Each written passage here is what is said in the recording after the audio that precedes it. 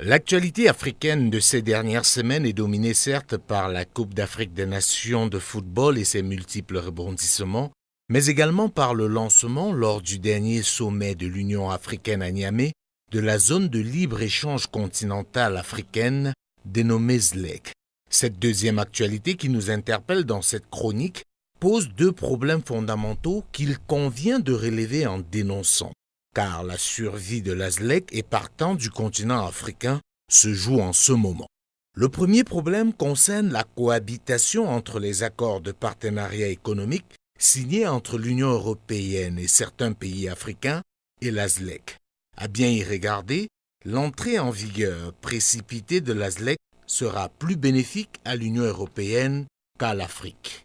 Car, profitant des accords de partenariat économique conclus avec certains pays africains, l'Union européenne pourra sans effort et sans dépenser le moindre sou envahir le marché africain qui représente, rappelons-le, 1,2 milliard de consommateurs potentiels.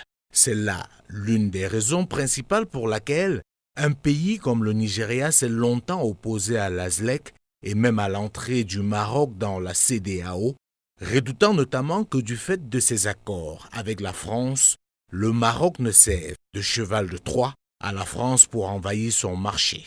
Il a fallu qu'il soit inscrit dans l'accord instituant la ZLEC qu'un État qui se sent menacé peut suspendre l'application de l'accord pour que le Nigeria le signe. Il s'agit là, ni plus ni moins, d'une hérésie. L'Union africaine, à moins d'assumer complètement être une caisse de résonance au service de l'Union européenne, ne doit pas laisser cohabiter sous cette forme la ZLEC et les accords de partenariat économique. Le deuxième problème, qui est intimement lié au premier, est celui de l'industrialisation de l'Afrique.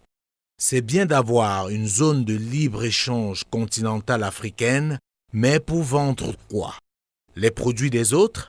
L'Afrique importe encore presque tout de l'Asie et du monde occidental. Le tissu industriel africain est encore très faible, pour ne pas dire plus.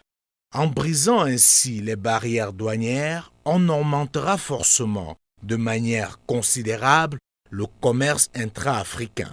Mais cette augmentation significative ne profitera pas à l'Afrique, car nous serons juste des commerçants qui aident les autres à mieux écouler leurs produits. Donc, cette zone de libre-échange continentale lancée sans véritable politique agricole et industrielle à l'échelle de l'Afrique n'est pas un projet pour l'Afrique. Au contraire, si rien n'est fait dans l'urgence, ce projet détruira le continent africain dans les années à venir.